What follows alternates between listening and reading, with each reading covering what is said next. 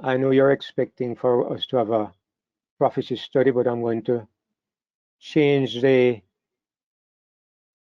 program a little bit.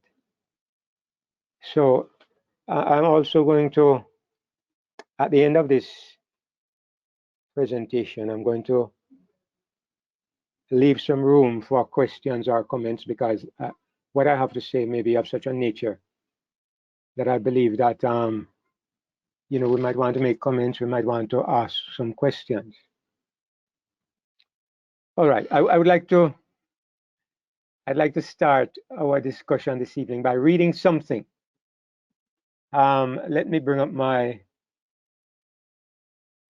screen. There's something I want to read, and I'm bringing it up on the screen because I don't want to misquote, and I'd like us all to read along with me. Now, this is actually an email I received from somebody who has been a part of this fellowship. Okay, I haven't seen him here for a while. I haven't seen him here for a few months,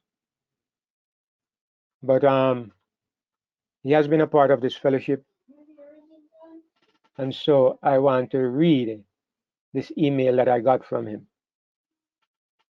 I hope you can see my screen. It says,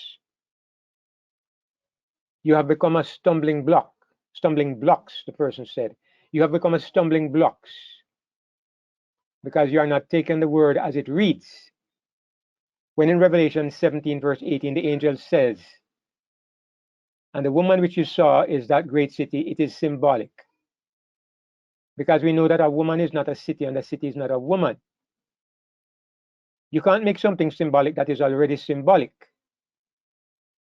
This is just one of many reasons why you will continue to go in a vicious cycle, like a dog chasing its tail. If you take a piece out of the puzzle, you can't put the puzzle fully together." All right, I considered the way that was written to be somewhat rude and a little disrespectful, but everybody is entitled to his opinion. But it was the way the person put it that I was like, I'd become a stumbling block, and I was like a dog chasing its tail. So, shame on you. Yeah, shame on me indeed. Since we started fellowshipping like this, a few people have left. A few people have left the fellowship. I will tell you that I've never asked anybody to leave, and I don't think I ever will.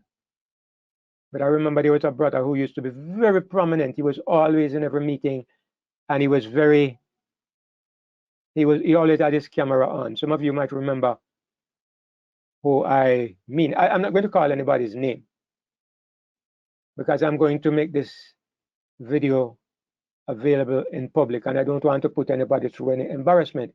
But I remember this brother, and he eventually left the room and told me that, I mean, he contacted me by email and told me some, what you call in Jamaica, bad words. I guess in other countries you might refer to them as curse words.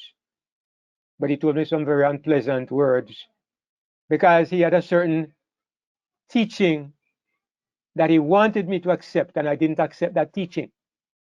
So his response was to leave the room and tell me these words. There was another person who, one day I played a song that had a kind of, it was a little upbeat, it had a rhythm to it, it had some background beat to it. And one person commented that this is not Christian music, and they're not, we shouldn't be playing that kind of music. And that person left and never came back. I mean, I understand when people have different opinions and different ideas. And nobody was asked to come here. We don't have a membership rule. If people want to leave, they're free to leave. But there's a reason why I'm commenting on this evening. I don't have any objection to people. If you're not being blessed and you want to leave, that's fine. I would do the same. if I'm not being blessed somewhere. But that's not my main reason for. I'm going to get to my reason in just a moment. But let me go back to my screen, and I want to read a couple of other things that have been said. The same person who wrote to me and tell me that I'm a stumbling block and I'm like a dog chasing its tail. The same person sent me a video yesterday, and the title of this video was Heliosorcery. And I've highlighted this word sorcery because I'm going to come back to it. All right, I'm going to come back to that word. But the person sent me a video entitled Heliosorcery, which I went to look at. It's actually a video dealing with the flat earth. But apparently whoever made this video is of the opinion that it is some kind of sorcery to either teach or to believe in a global earth or a heliocentric earth. But there's something else that is a more serious nature that I'm going to read now. And this was in discussion in one of the groups in which most of us in this room are involved. I want you to look at this that is on the screen. And I just cut and pasted it because I didn't have anything to do with it. But here's what it says. So we see clearly, even from the scriptures themselves, that the name Jesus is the name by which the devil is known and worshipped. Jesus equals the devil. And all the children of Jesus are sorcerers, workers of iniquity, possessing the name Bar Jesus. I want you to look at this. It says, all the children of Jesus are sorcerers, they are workers of iniquity. And it says that Jesus, the name Jesus equals the devil. Now, the person who says this and has posted this is somebody who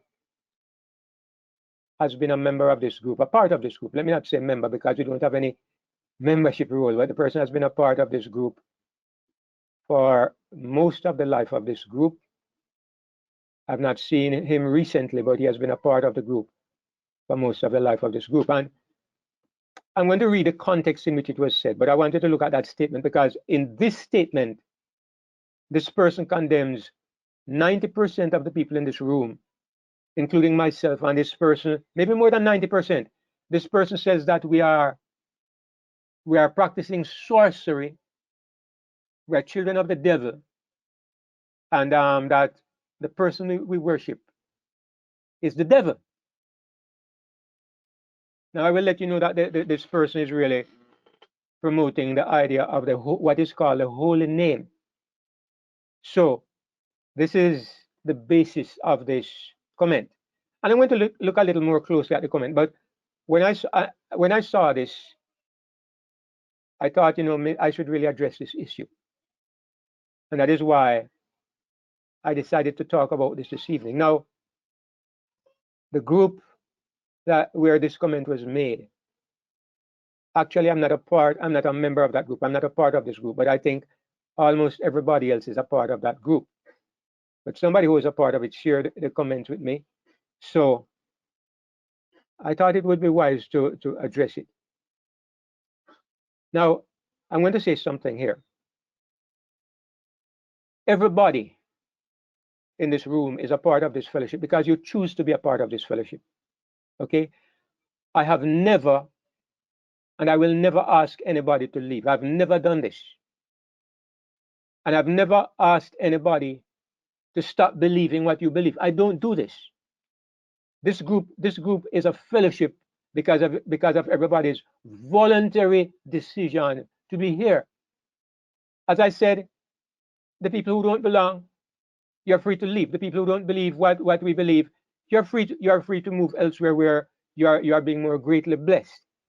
And even though I will be sad to see if some of us leave or all of us leave or any of us leave, one of the principles I believe that God establishes his kingdom upon is freedom. Freedom. And because I believe in freedom, I try to adopt the same principle. So I never inquire what you believe, why you believe it, or try to be prejudiced against you because of what you believe. I know there are people in this room who believe things that I don't believe. Okay, there are people who believe in the flat earth. I believe in a spherical earth, and that has been since the group started. And I never had any issue with anybody. We worship together and we fellowship together because we have something in common, which is that we are focused on Christ and his righteousness. My ministry, I don't know about anybody else's, but my ministry is focused on the character of God and his son. That's the focus of my ministry. And everybody who is interested in learning more about our Father and his son and their character, they will find themselves happy in this fellowship. There are people who believe that you have to say Yahweh or Yahshua or something else. I never interfered with anybody. I know the people who always use those names. I don't interfere with them. It doesn't bother me, and it doesn't affect my fellowship with you or with God. I've never interfered with anybody. I know there are some people who believe that the vaccine is a mark of the beast.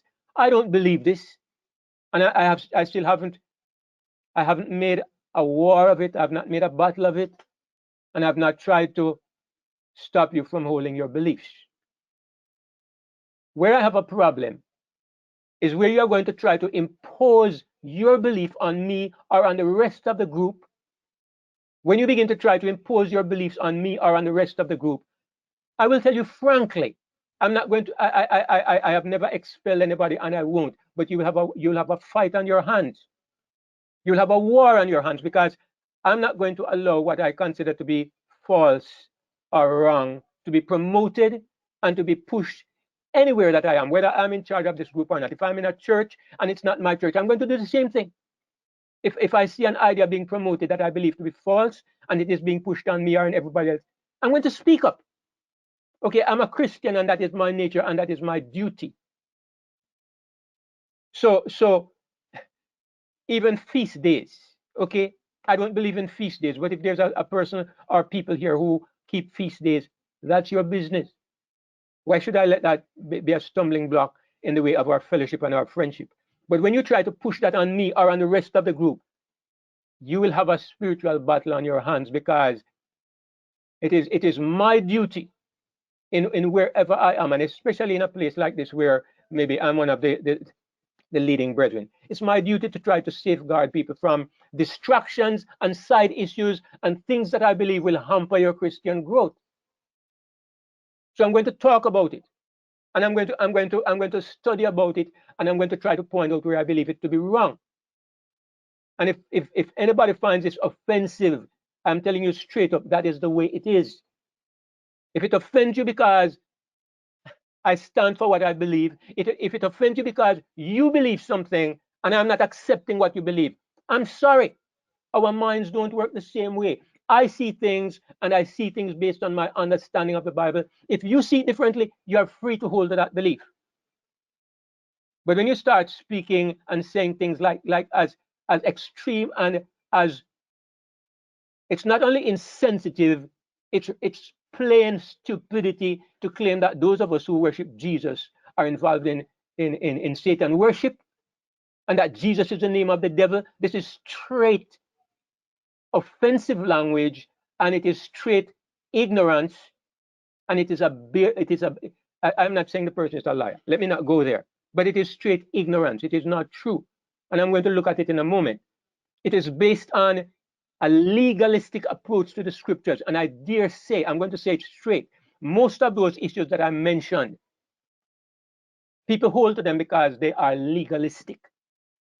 One of the things that those of you who are familiar with our ministry, one of the things you know is that in everything that I believe, I try to look at it from the perspective of principle. All right? I'm not the kind of person who takes a statement from the Bible or from Ellen White and then takes that statement and make it infallible doctrine. I know too much about the way of the Bible. I know that many times a statement is made and you have to look behind the statement to see what it means. When the Bible says God hardened Pharaoh's heart and God hates the wicked, anybody who believes that, you are not in sync with Jesus or with the new covenant or how I understand the Bible. I try to see beyond the words. There are people who, like the Jews, they took the words and they tried to twist the words. And Jesus said things that were based on principle and they never could understand him. And I think the same thing is happening today. There are people who think they are righteous and they are standing on the Bible because they can find a Bible statement that says so. And they hold to this statement and they think, I am more holy than you. I am more biblical than you because there's a statement. And you misunderstand and you misrepresent and you twist the statement to make it say what you think it is saying when it clearly does not mean this at all. And I'm going to look at this issue of the holy name because I understand it was made a big issue. And when it is made a big issue that affects the fellowship, I need to give my opinion as well. And like I said, at the end of this, I will leave some space for those who want to comment. But I'm going to take my time this evening and comment on this because I think it needs to be said. One of the things I don't want, I know how things happen.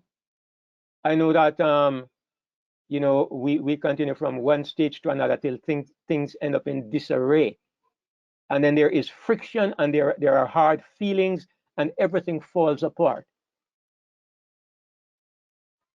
As I said, my understanding in terms of this open face fellowship, my understanding, yes, we study all kinds of things, but the basic emphasis is that we're focused on God and his son, the character of the God of the universe and the character of his son. I think if you are honest with me, all of you will say, I've never really deviated from that. I know that one time long ago, near the beginning, maybe 3 years ago, I said some things about the flat earth and I said something about the holy name. It was made an issue and I did a presentation on it. But otherwise, I've left these issues alone because I am sensitive to the fact that there are people in the room who believe in these things. And I don't want to offend people or get people stirred up over issues that are second class and unimportant. So I never made an issue of these things because I'm not seeking to belong to a fellowship where everybody is perfect and where everybody has every doctrine perfect, because if there was such a fellowship, I wouldn't belong because I know I don't have everything perfect. I'm trying to be as faithful to the word as I can be, but I'm not stupid enough to believe that I have everything right. So if I'm looking for that kind of fellowship, I wouldn't belong there. So I'm not trying to impose that on anybody else. But when you come among the rest of us, pushing your idea and calling people names and getting upset because somebody doesn't accept your ideology, then it is time for us to bring it out into the open and to make an issue of it. Because it is not I who are making these things into an issue, it is other people. And they are to the point where they are pushing it so hard that they are ready to condemn everybody else who doesn't believe like they believe. And when it gets to this place, it has to be dealt with. Brother Ray, I don't know if you are dying to say something. I see your mic unmuted. Yeah, I'm sorry. I was gonna ask you. It's astonishing what's going on, but I believe that a lot of the stuff here that you are going to be exposing, like the names and all that stuff, isn't that also connected with Revelation? In the Book of Revelation, it talks about stuff like this. It gives you the idea of stuff like this. Yes. Yeah. Of course, it deals with the book of Revelation.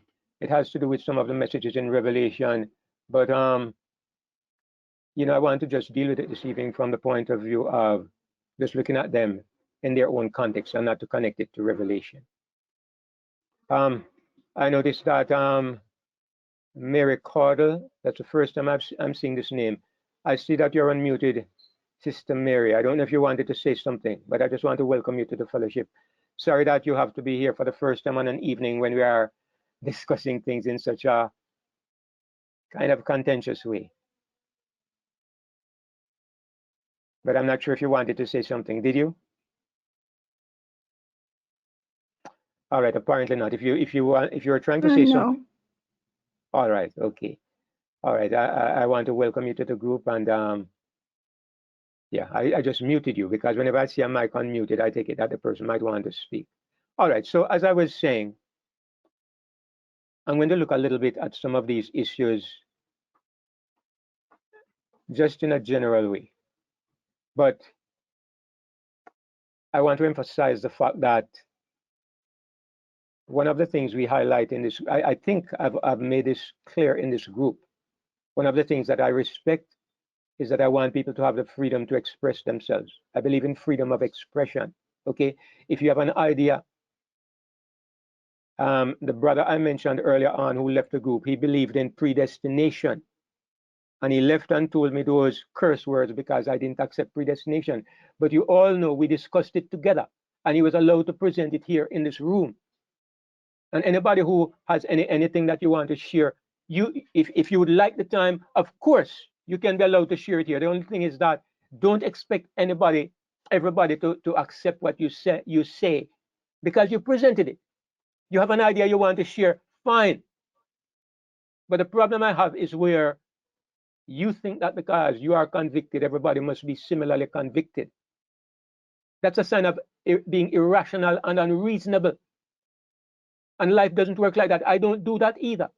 I'm the person who is most responsible for the meetings here, and I don't try to do that.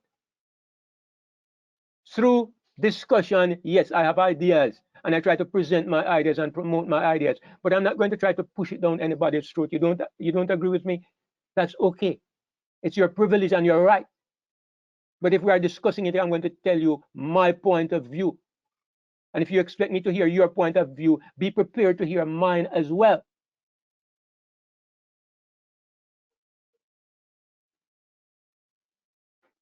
Now, I believe that one of the root reasons for some of the issues that we have, I'm going to say it very clearly.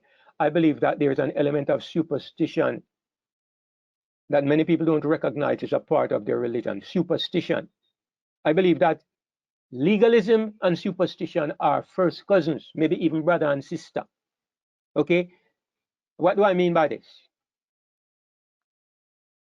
Legalism is very closely affiliated with the religion of the Old Covenant. Now, if you have not understood this before, I'm going to ask you to consider carefully what I'm saying. In the Old Covenant, their religion was based on what they could see, hear, touch, feel, and taste. It was sense religion. Now, why I say superstition is similar is because some people believe that if I touch this book, if somebody casts a spell on this book and I touch the book, I can become infected by that spell. We believe in infection by what we touch, by what we speak, by what we eat. We believe in spiritual infection through physical contact. That is legalism, and that is also the basis of superstition. You don't walk on that ladder because it brings bad luck. You don't throw away water in the dark at night because you may throw water on a ghost and the ghost come to haunt you. Those kinds of foolishness. That's superstition. Okay.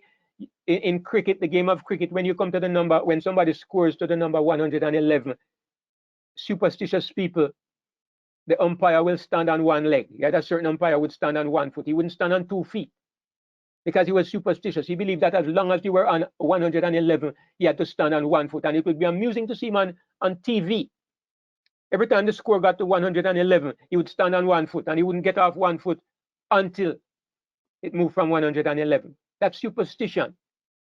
And for many people, their religion is on that kind of level, down on that level. They are superstitious people. I used to have elements of superstition in my religion until I came to understand the new covenant. Maybe the most outstanding verse in the Bible in this regard. And I'm going to go to the Bible and just bring it up so we can read the verse together. Maybe the most outstanding verse in the Bible in this regard is found in John chapter 12, something we're very familiar with, but I'm going to read it anyway. In John chapter 12,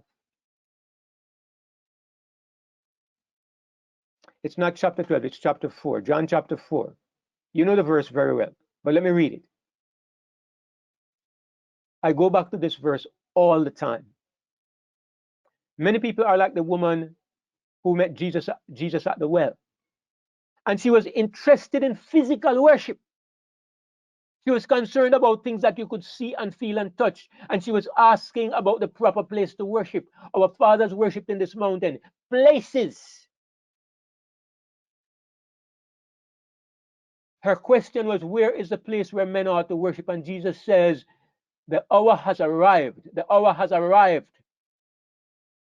when you shall neither in this mountain nor in Jerusalem worship the Father. The hour has arrived. The hour cometh, and now is when the true worshippers, not the legalists, not the superstitious people, not the people who worship according to form and outward structure. The true worshippers shall worship the Father in spirit and in truth. This is new covenant religion. It is the foundation of eternal religion. It is worshiping God in keeping with the kind of person God is. Legalism and superstition is based on a certain thing. It is based on the fact that people know the ways of God, but they do not know God. Let me say that again. It's based on the fact that people know words from God. They know statements from God. They know commands that God gave, but they don't know God. I'm telling you this. And a little thought will make you understand, brothers and sisters, that it is a truth. They know the ways of God are the former ways of God, but they do not know God. So they can't tell where God is or what God is doing because they don't understand his nature. That's why somebody told me that God sent an evil spirit to deceive Ahab, and that God tempted David to number Israel. How could anybody say something so grossly representative of God? Because they read the words in the Bible, but they do not know the God behind the words. And that's what Jesus accused the Jews of, because they were people of the book. There were people who knew the words. They read the scriptures night and day. And Jesus says, you search the scriptures because you think that in them you have eternal life. You know the words, but God is not your father. You don't know God. He told them over and over that your father is really the devil. Even though they knew the words, but they did not know God. And that's what Jesus is saying to this woman. The true worshippers must worship the Father in spirit and in truth. We must understand spiritual worship, and we must not try to lock God into our little legalistic box. I refer to this kind of religion as formula religion. When my brother was dying of cancer, okay, he died of cancer about 6 years ago. Somebody came, and interestingly, this person was a former member of our fellowship. He came and said the reason why God was not answering our prayers because we were using the name Jesus. He says we need to pray in the name of Yahshua, and my brother will be healed. I didn't accept what he said, but I told him he was welcome to pray for him in the name of Yahshua. He went and prayed in the name of Yahshua. Nothing changed. Nothing happened. My brother died anyway. We prayed in the name of Jesus. He prayed in the name of Yahshua. Maybe we all got the name wrong. Maybe the name is the issue. And maybe if somebody had come and said the name had some little variation and we use the right pronunciation, anybody here thinks it would have made a difference? That is formula religion. It's like Catholicism, right? The Catholics are into formulas. They say, okay, you are to pray your beads, okay? Move your first bead on the rosary and say, Our Father which art in heaven. You go through the formula. And then you move the next bead and you say, Hail Mary, Mother of God, full of grace and what have you. Then you go to the next bead and you say something else and you go through the formula. You see it in the Adventist church, formula religion. They come, you stand up. Praise God from whom all blessings flow. Every Sabbath at the same time when the tithe is collected. And when the ministers are coming in, they say they have the introit. Formula religion. They go through the formula and they think that if you have the right formula, God responds. They do not know God. They know the form. They do not know God. Anybody comes to you and tells you that you need to pray in a certain form, they don't know God. Your religion is formula. Your religion is superstition. Your religion is legalism. God is a person. When my father on earth was alive and I wanted to ask him for something, if I had to go to him in a certain formula to get it, whatever I wanted from my father, I would question the relationship I had with my father. I would have to. My relationship with my children, my wife, and my earthly father when he was alive, it goes beyond formula. I can come into the presence of my father. I have not seen him for a couple of years. I can go straight into his presence and say, Daddy, can you do this for me? I can start talking right away. Effectively, I don't do it because I would say, Daddy, it's good to see you after all this time. But I know I can come straight in and he would not ask any questions. And if it is in his power, he would grant what I ask. Because our relationship is not based on formula. Do you know the God of heaven? Do you know our Father, or do you only know formula? When somebody comes and tells me that it is necessary to use this sound when speaking to God, I have to question if you know God. If you want to do it, it's fine. I have many times referred to God as Jehovah, Yahweh. Most of the time I say my father. Sometimes I say daddy. It doesn't matter. I have no objection to anybody using these names. What I am talking about is when somebody comes along and wants to push it on me as a necessity. Then I will tell you, you do not know God. You only know formula. God is not limited to place. God is bigger than sounds. I label that kind of religion superstition. When you try to lock God into a certain sound, it is superstition. Canned phrases, vain repetition, ceremonial approach. And you think this is the way of the Father God? You think that the glory of God is based on the fact that a certain sound is going to be made in the world to identify him, and you think that this great spirit being is to be glorified because you use a certain pronunciation? This is not worshiping in spirit and in truth. God is looking for people to worship him who worship in spirit and in truth, because worshiping in spirit and in truth means that you know God. You go beyond the externals, you go beyond the superficial, and you see God as he really is. And I'm telling you, God is not a sound. God is not a particular sound. And Jesus is not a particular sound, because if Jesus was a sound, my brother would have been alive today when this brother came and prayed in the name of Yahshua.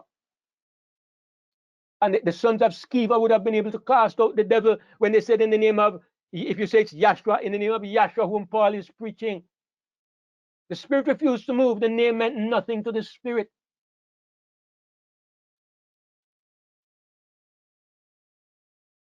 We need New Testament religion, brothers and sisters. Now let me just for a moment look at something else that this brother said. I want to look at something he said. I'm going to put it on the screen as well, because I'm not wanting to promote. I'm not wanting to promote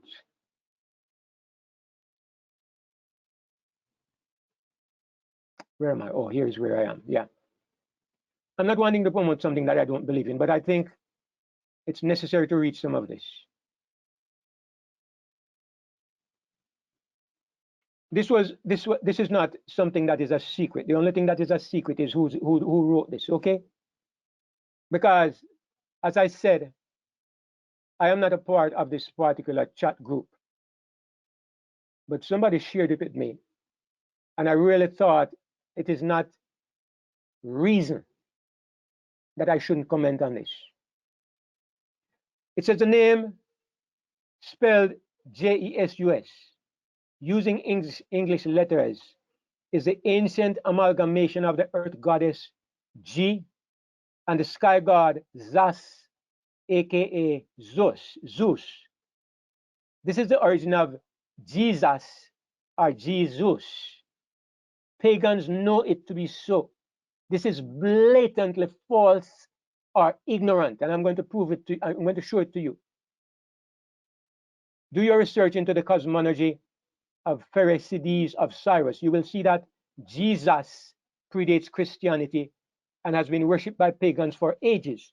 Jesus is a chthonic Zeus, the Zeus of the underworld, the god of wealth. See also Pluto. This is base. This is ignorance. It's nonsense. Let me show you how this name Jesus came about.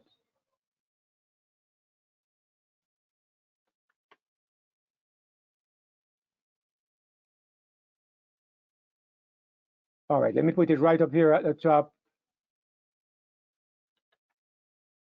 I have to expand it and make it bigger so we can read it. All right. Now, this is from Wikipedia. You don't have to accept Wikipedia, but look at it. It's not just Wikipedia. You can find this many places on the internet. It's not one place. If you take a little time to search, or if you don't trust the internet, go to an encyclopedia. All right, go to something that you trust as a historical source, and this is what you will find. But anyway, here's the source of this particular breakdown of how the name Yahashua, how Yahashua became Jesus. It had nothing to do with the earth goddess G or the pagan god Zeus. It just sounds like Jesus. It sounds like it. And if you are really silly, you think that because something sounds like something else, it means it is the same thing. Brother Erwin is in the room, and he will remember when I was in Germany.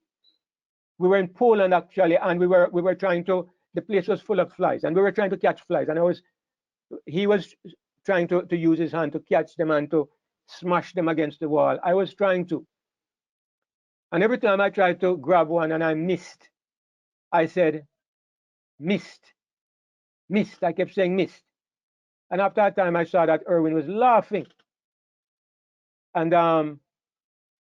when I asked him what the issue was, he says, the word I was using in Germany, it means something completely different. Because the word sounds like our English word. It means the same thing as our English word when we talk about what leaves your human body. You know, I don't even want to use it, but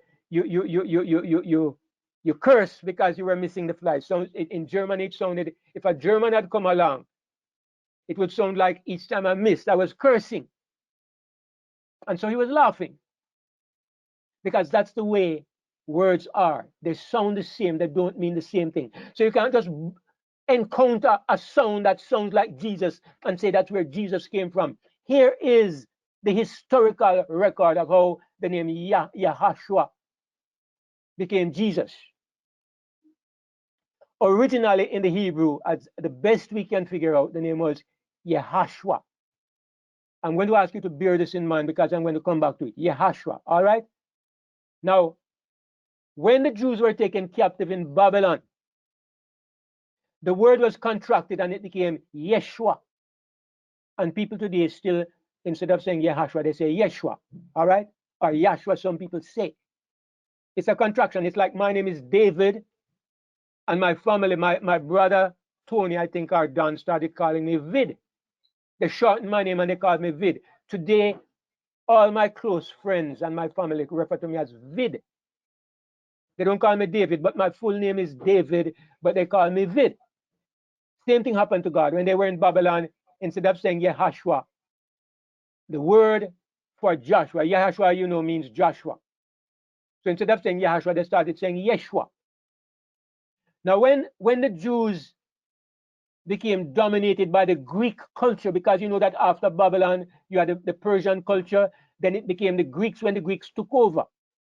In the Greek language, the letter Y does not exist. Make a note of that. Y does not exist. And the sound SH does not exist in Greek either. There's no letter or no sound that stands for SH.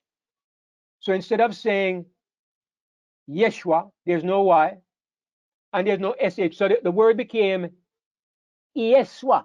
Yeswa. Instead of Y in the Greek, you use the letter I. Those of you who have ever studied Greek, you know this is true. Instead of saying Y, you use the letter I. And where there is SH, you just put in the letter S. So instead of Yeshua, the name became Yeswa. Yeswa. Because the I is pronounced like the Y, or the Y is pronounced like the I. It became Yeswa. Now in the Greek language, you have something that you call, in most languages, you have something that you call a declension. We don't do it in English, but in most languages, even the form of a name changes depending on what you are saying about the name. It's called a declension. For example, when I was doing Spanish, I learned that the word for a table was mensa. And we would learn the declension. Mensa, mensa, mensam. Mensai, mensai, mensas. I'm not sure if I got it right, but something like this we did no, it was Latin. It was Latin, not Spanish. Mensa, mensa, mensam. Mensai, mensai, mensas. So if you say the table, you say mensa. If you say from the table, you might say mensam. If you say tables, you would say mensai. So that is what you call a declension. So the name Yeswa. Is that in Latin? You're saying the names in Latin, what you was pronouncing just now, because in Yes, Spanish is different. So right, that's right. Latin, not Spanish. Oh, I made a mistake when I said Spanish, Brother Ray, but it's Latin because I don't remember the Spanish that well, but you would know. So the name Yeswa, when you declined it, it became Jesus, which in English became Jesus because all they did, they dropped out the I and it's the same Jesus. In English, in Europe, I is pronounced like J in many places. And English comes from Old French, what you call Anglo-Saxon. So the I became J, and that's how you ended up with the word Jesus. It has nothing to do with G and Zus. Anywhere you go in the world, you'll find that names change as you move from language to language. I'm going to give you an example here as well. And I know what some people might say, and I'm going to come to that in a moment. But let me look at some names here. Let me just look at one name, but you can put in your own name. All of you know this, right? I had a little difficulty when I started traveling through Europe because I never understood. I understood from before that John in Spanish is Juan. And I don't know how you pronounce it in French, but it's Jean or something like that. But when I went to Hungary, I met a brother named Janos. I had no idea that his name is John. When I went to Romania, it was worse. I met a brother whose name was Janusz. It's John, but it's the Romanian way of saying it. Johannes is German, same word. Johann is Indonesian. Here is the same word, John. And as you go to different languages, everybody pronounces it different. Everybody has a different spelling, and the pronunciation is different because in Romanian it's Janusz. In English, you say J, John. The J in English is different. In some countries, it sounds just like an I. Like in Spanish, it's Juan, almost like an H at the beginning. But Janos, at the beginning in Hungary, the J sounds like a Y. In Romanian, it's Ionuț, which means that the J is silent. But when you come to English, the J becomes, you sound the J. So instead of Jan, you have John. This is the way names change as you go from language to language. One of the arguments I've heard is that nobody's name changes as you go from language to language. If I go to Germany, they call me David. If I go to Romania, they call me David. Look here, This is because I live one lifetime. If I live 2,000 years, my name in Israel would have been Daoud. My name in Spanish would have been David. My name in English would be David. I would be a different name in every country. The only reason my name remains constant is because I am in one lifetime. God spans millennia. In every country, God's name has been adjusted to suit the language like everything else. Lord in Spanish is Señor. In every language, the word Lord is different, and yet Lord is a title for Jesus. I don't know what it is in Hebrew.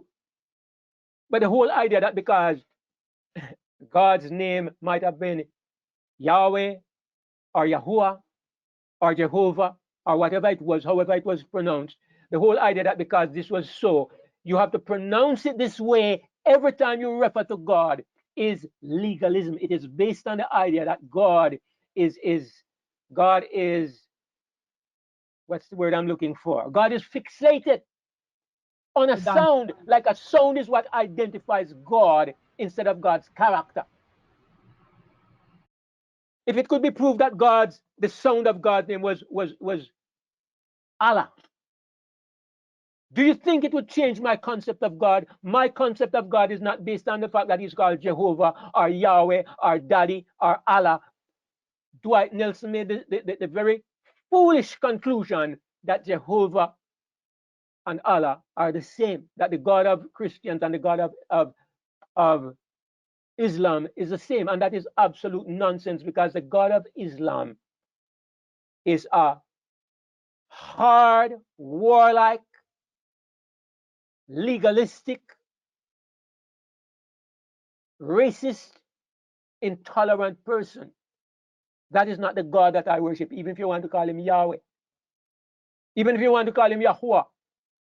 That is not what makes the difference. When the Bible says, when Jesus says, I have glorified you on the earth, I have finished the work that you gave me to do, I have manifested your name.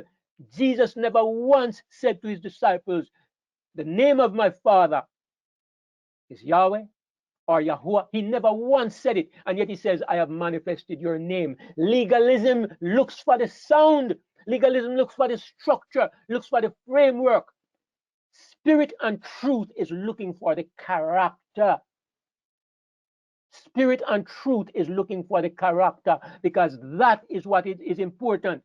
That is what determines the God that you worship. Look at this, said by the same person. The biblical definition of Jesus. And I'm going to show you this is an example of the way this kind of thinking takes you. I wanted to read this. This is his own words. There's only one place in the Bible that gives a definitive meaning for the name Jesus. And I believe that it is by the wisdom of God that it is so preserved for all to see it. Acts 13, verse 6. And when they had gone through the isle to Paphos, they found a certain sorcerer, a false prophet, a Jew, whose name was Bar Jesus. That's his main point. Paul met Elymas, a man whose name was Bar Jesus, very well known to be a sorcerer. By his surname alone, we are now able, as Paul was, to understand that this man Elymas was widely accepted as the son of Jesus. All right, he's building his point. It continues. But Elymas the sorcerer, for so is his name by interpretation, withstood them, seeking to turn away the deputy from the faith. Elymas, by Jesus, we are told, is the same as Elymas the sorcerer, because that is how Bar Jesus, his surname, is interpreted. Now, according to the principle outlined earlier, we would expect that Bar Jesus is to be interpreted as the son of Jesus, and rightly so. But Paul is not yet finished. Here goes. But Saul, who is also Paul, filled with the Holy Ghost, fastened his eyes on him and said, O full of all guile and all villainy, thou son of the devil, thou enemy of all righteousness, wilt thou not cease to pervert the right ways of the Lord? Can you now see it? Elymas, Bar Jesus is, as Paul describes him, Elymas, the son of the devil. This is why he's also referred to as a sorcerer, because sorcerers are the sons of the devil. It should now be evident that the son of Jesus is the same as the son of the devil and the same as the sorcerer. That's when this brother said. So we see clearly, even from the scriptures themselves, that the name Jesus is a name by which the devil is known and worshipped. Jesus equals the devil. And all the children of Jesus are sorcerers, workers of iniquity, possessing the name Bar Jesus. All right, I don't want to be irrational and get upset because of a brother's deception. Okay, I have a hard time to believe that this is a sincere conclusion, but I'm going to take his word for it and to say that he believes that this is what is really the truth and he's speaking from his heart. Then in this case, I just have to say it is mindless foolishness. And I'm being kind when I say this. Let me go back to the Bible. Let me go back to the Bible, and I'm going to look at the passage that this brother has highlighted here and come to his conclusions that we who worship Jesus are sons of the devil and that we are sorcerers. Look at Acts chapter 13 and verse 6. Let us see. And I am interested here because, brothers and sisters, it's an illustration of the way legalism works in the mind of a person, All right. When they had gone through the island unto Paphos, they found a certain sorcerer, a false prophet, a Jew whose name was Bar Jesus. All right. So I agree. Bar Jesus means the son of Jesus. So this man was named the son of Jesus. And you should bear in mind that this man was a Jew. So if he was a Jew and his name was Bar Jesus is a Jewish name. What we are looking at is a Greek translation. What would the name have been in the Hebrew language? What would the name have been in the Hebrew language? Now I'm going to go to a certain, let me see if I can bring this up on my screen and show you something. This is the Greek dictionary. Bar Yashua. Absolutely, brother Ian. I'm going to bring it up where everybody can see it.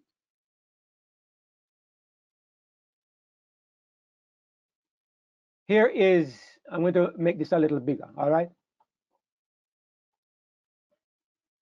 It's Greek, Bar Jesus, Bar Jesus. This is the Strong's dictionary. The son of Jesus or the son of Joshua. Son of Joshua. It's the Hebrew name. Bar Jesus, an Israelite. And it says the roots of this, it gives you two numbers. H301. H301. And it tells you what the word is. Yehoshua or Yahashua. It's the Hebrew name for Joshua, which means Jehovah saved, or Jehoshua, Joshua, the Jewish leader. That's where the word Bar Jesus comes from. And it doesn't take much digging into just simply the Strong's dictionary to show you clearly that this word does not mean the son of Satan. It simply means the son of Joshua. The son of Joshua. That's all that it means. You could stop here and you wouldn't need to go any further. This brother has completely confused himself and misrepresented what is being said. Let me go back to the passage. You know, a few weeks ago, I spoke about something called confirmation bias. That means you get an idea into your head, and then you go to the Bible, and you are bending and you are twisting the Bible to make the Bible say what you think it should say, and that is where you end up with these kinds of perverted interpretations. Let's go to the next verse that he was using. Brother David, before you move on. Yes. It says that the man was a false prophet. Yes. I think that is important. Because if he was just a plain out devil worship, nobody would ever have a problem with him. Everybody would see him clear for who he is. But the fact that he is a false prophet, that means he's misrepresenting. Yes, I'm not. I'm going to comment on it a little further down. I'm going to show you why I didn't dwell on that point. But if you look at verse 8, but Elymas the sorcerer, for so is his name by interpretation. The person who put up the post is saying that the name Bar Jesus means sorcerer. So so the name Bar Jesus means that he's the son of a sorcerer. So Jesus means sorcerer. That's what the person said. Look at the verse again and see what it really means if you don't read it with your confirmation bias. What is it that means the sorcerer? It's the word Elymas. Elymas means sorcerer. The man's name was Bar Jesus. The man's name was Bar Jesus, but he's being called Elymas because he's a sorcerer, not because he's Bar Jesus. The name Bar Jesus has nothing to do with him being a sorcerer, him being a child of the devil. It has nothing to do with it. His name is Bar Jesus, but he's called Elymas, which means a sorcerer. That is the meaning of his name by interpretation. That's what Elymas means when you interpret it. It means the sorcerer. It has nothing to do with the name Jesus, unless you are reading with blinders on your face. A little further down, Paul sets his eyes on him. And Paul says, "O full of all subtlety and all mischief, thou child of the devil, thou enemy of all righteousness." This brother concludes that he's a child of the devil, he's an enemy of all righteousness because his name is Bar Jesus. And because Paul says, you child of the devil. So because Paul says he's a child and his name means son, his name means son, and Paul says he's a child of the devil, the brother concludes that Bar Jesus means son of Satan. Anybody in here can justify this kind of perverted reasoning? If you follow this reasoning and it makes sense to you, maybe you won't want to comment afterwards because you don't want me maybe to talk to you so strongly as I'm talking now. But I promise I won't. But if this makes sense to you, I would like to hear it. Because in my opinion, this is the most twisted, perverted approach to the Bible that I've seen in a long time. And if this is what it takes to support this kind of thinking, then God spare all of us from it. Now, this brother, along with the other one who wrote and told me that I am a stumbling block to people, he has concluded that the name Jesus is the mark of the beast. All of you know this brother because he is very much, has been very much in this room. I haven't seen him much these days, but he has been very much. He concludes that the name Jesus is the mark of the beast. So the billions of us who call upon the Son of God by the name Jesus, we are wearing the mark of the beast. I honestly don't know how to deal with a situation like this, but I think you will understand why I didn't feel justified to just let this ride and to say nothing about it today. There are 1,000 things more that I can say, but we've already done a Bible study on this before. All right, we have done a Bible study on this before in the past, and I don't want to go back over the whole thing. But I wanted to look at some of the rationale and the reasoning behind the kind of ideas that we are seeing. So I'm going to stop at this point, and I know that there are many gaps that I have not touched on.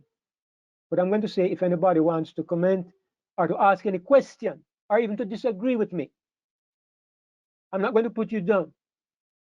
As I said, I believe in freedom, freedom of choice, freedom of expression, just as long as you understand that I am entitled to my opinion as well. Yes, Brother Kip. I've seen that teaching out there on different videos and stuff, and uh, what do you do? What do they do with Christ? After Jesus, when it says Jesus Christ, what do they do with that? Because Christ is You a know, Greek word. I know that a lot of people who embrace the holy names, they don't say Christ, they say Hamashiach. So I don't know. I don't speak Hebrew, so I can't say, it's but I like know that they go there, and it's kind of logical. to me that would be almost like speaking in tongues too. It's like you know, uh, God knows He gave us a language to speak, and we speak the language that we know. They're limiting God is all I can see from that is they're trying to limit God to a word. I agree, and I think that where you end up at the end of all of this is that you end up thinking that God is Hebrew, and Hebrew is a sacred language, and Hebrew is a language of heaven, and people drift back towards Messianic Jews, and eventually a lot of people end up back in Old Covenant religion. I've known this to happen. It's not as I say, as I've said, I respect people's rights to, to chart the path that you think is right, to follow the path that you think is right, and I have nothing to interfere with you on that course, right? Even though for me, as you say, Brother Kip, so much of it seems unreasonable to me and legalistic to me, but I'm not interfering until you start interfering and you start pushing it. Then I have a duty, and we all have a duty to say something. Brother Ray, go ahead. Yes, I was looking at the well, first I just want to make a comment. When Jesus was at the cross, now let us think about this here very carefully. But these name callings and all these things here, there was only one name that he cried out. It wasn't the name of the Father as we have it in the Hebrew in the Old Testament. All he said was Abba, Abba. That's not even a name. That's just Father. And just by that alone, that was his last Abba, Abba, and that's it.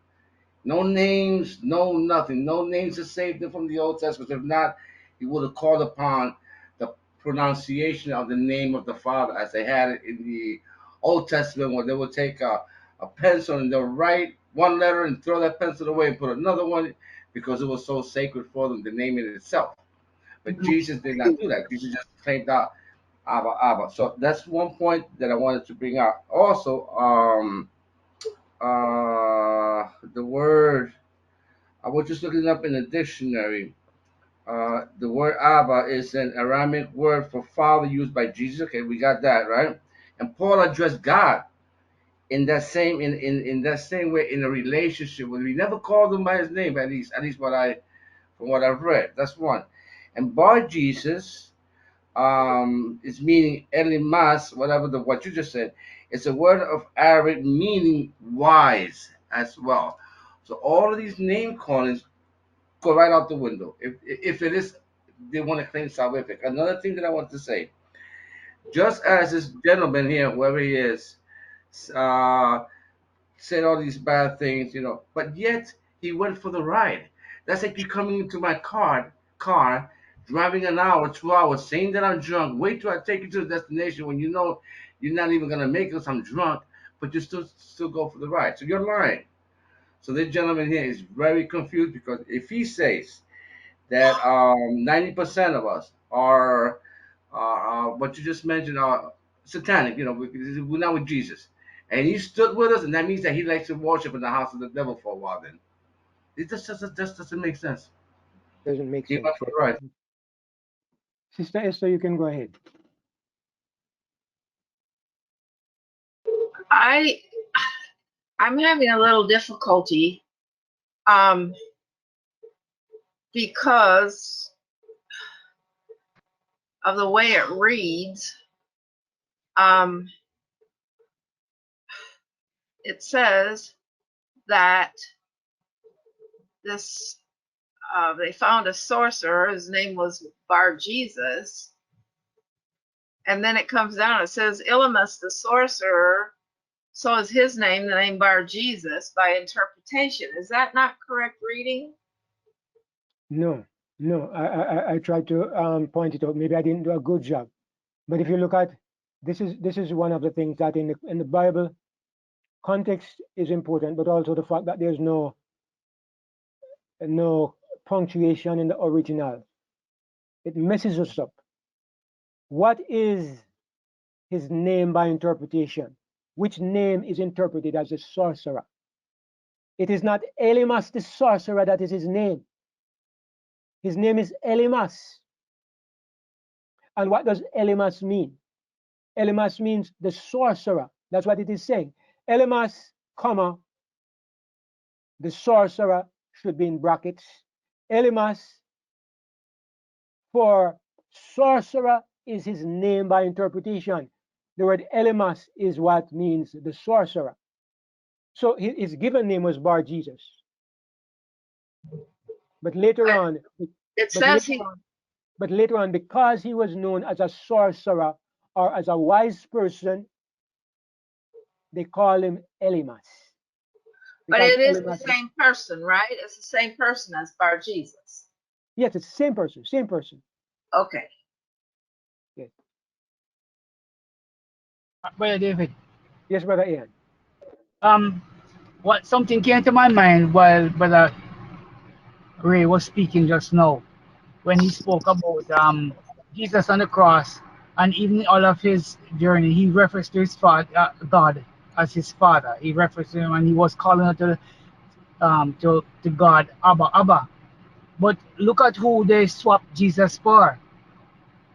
Barabbas. Or Abba. Right. The son of father. The son of the father. So it's so ironic that people should talk about son of.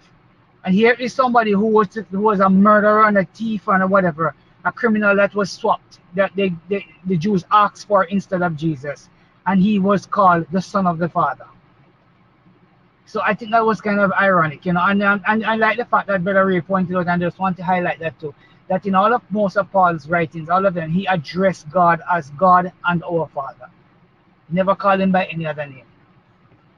Right. Yeah, thank you. Brother Joel, you can go ahead. Thank you, Brother David. I just wanted to say it's really a relationship problem. I see that as the major issue, because if you have a relationship with the Son of God, that becomes more important. As you were speaking, I was trying to think, whom do I call my wife, the person that I love? I've got so many names for her. I've got nicknames. I can say sweetheart. I can call her by her clan name. I can call her by so many names, but I mean her. I don't mean any other person. So to me, it's the same with the Son of God.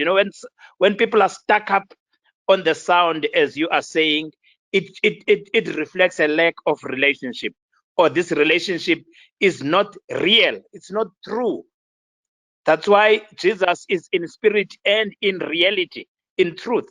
For if that relationship is real, in my indigenous language, we call God the great one with no beginning and with no ending. That's his name. It's called Nkulunkulu. That's my language. And to me, that means more when I say it in my language, when I pray to God, because that has a meaning. So thank you very much for today's lesson. Thank you. Thank you, Brother Joel. It reminds me that I've been married for 45 years. I've never called my wife by her name. Never. Not even one time. When I got to know her, she was Jen. Sometime afterwards, maybe a good time afterwards, I found out her name was Margaret. I've never called her Margaret. I've rarely even said Jennifer. Jennifer is her second name, but it's always Jen. My son Daniel has a little boy, his baby. Nobody has ever called him by his name. We call him Zane. Nobody has ever called him by his name. Because It's everybody knows who we mean when you say Zane. When I say Jen, everybody knows who I mean. So it's strange to me. I think that's why I think it's a bit of a legalism that makes people think that in some strange way, if I use a formal sound because it was used and identified under a legal system back in the past. In the past, they knew God's name, they didn't know God, but they knew that the God of Israel was Yahweh or Yahuwah. They knew that the God of Egypt was Ra. They knew that the God of Babylon was Marduk or Bel. They knew that they knew about Ashtoreth and Adramelech, and they knew about these gods of the heathen. And they wanted them to know that the God of Israel has a different name. In the context of today's world, this is immaterial and meaningless. As a matter of fact, Yahweh more points to the God of the Old Testament than God the way we understand him in the New Testament. God, as we understand him in the New Testament, Jesus says, when you pray, say, Our Father which art in heaven. He taught us to call God by a name that nobody in the Old Testament used. Because as you pointed out, Brother Joel, we have learned that religion is about relationship. It's not about form or formula. It's about relationship. And in relationships, what you seek for is the endearing titles. So sometimes I don't say Jen, I say sweetheart, I say dear. I go beyond the title that everybody would know or use because we're on a different level. My Heavenly Father is on a different level. And that is why I go beyond Father and I say what is not in the Bible. I say Daddy. When I'm alone, that's the word I use most of all, Daddy. I don't use it so much in public because it sounds a little childish and I don't want people to get the wrong impression. But that's the way I feel about him. So anyway, I don't know if there's anybody else who wanted to make any comment. I'm sorry that I stirred up the room with this evening, but after reading those comments, you know, we had a discussion about the flat earth some time ago. It never got this bad. People had their opinion. Some people got upset, which I regret because I wasn't upset. I was strong. But I don't think people need to become upset because you disagree with them. I know some people got upset and hopefully nobody left. But if people are going to get upset because of different opinions, you are going to be upset the rest of your life. But when we come to the place where we are being so extreme as to say that those who call the name Jesus are children of the devil, that is not something that we can allow to just ride and to just forget. We have to talk about that. So I wanted to deal with it this evening. The Bible is God's gift to us. I mean, it's secondary to Christ, of course, but it was supposed to lead us to Christ, and it always is valuable. But it's just that sometimes people misunderstand and misrepresent it, and that's what causes a problem. People read it with legal eyes.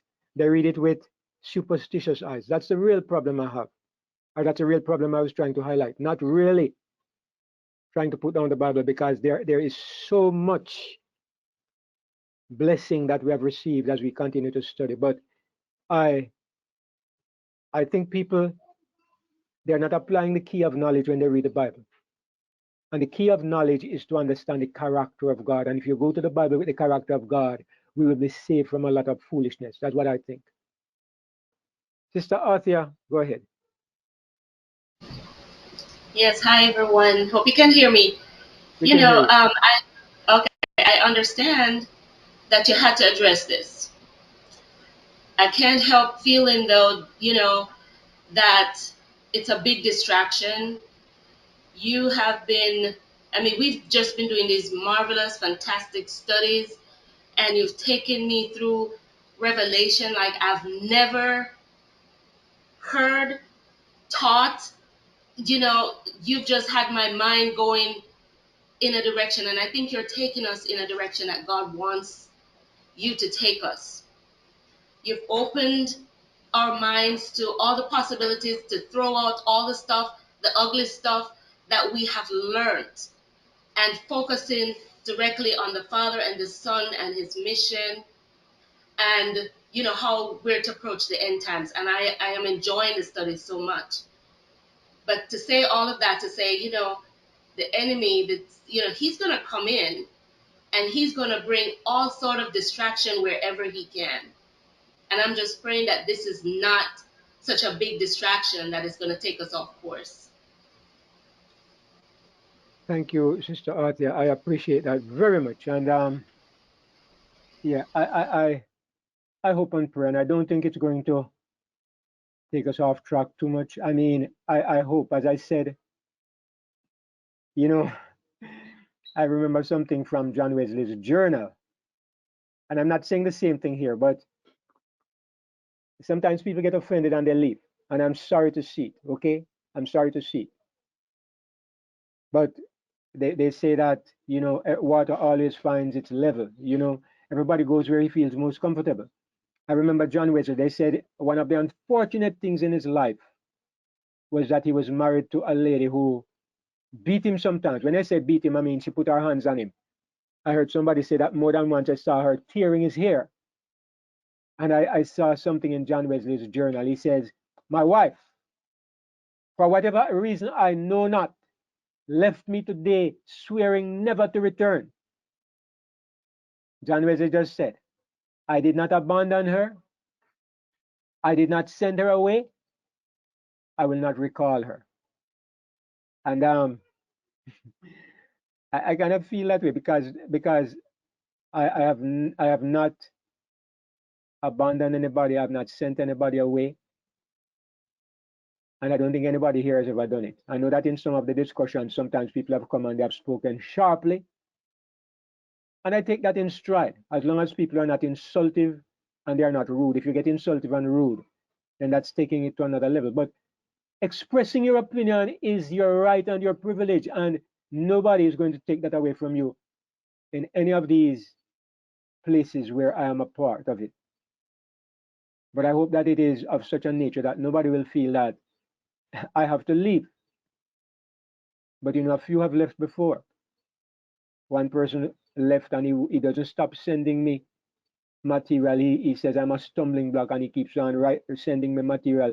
Sent me this thing about Helios sorcery, sent it to me yesterday. He's not in the group, he doesn't come back anymore. He condemned me and he's sending me material. So I won't be asking him to come back, or people who live under those kind of conditions. So that's what I mean. But I don't think it's going to hold us back, Sister Arthur, because I really believe that most people here are appreciative of the fellowship, and sometimes we hit on a little bump in the road, but we take it in stride and we keep on moving by God's grace. So I appreciate your comments.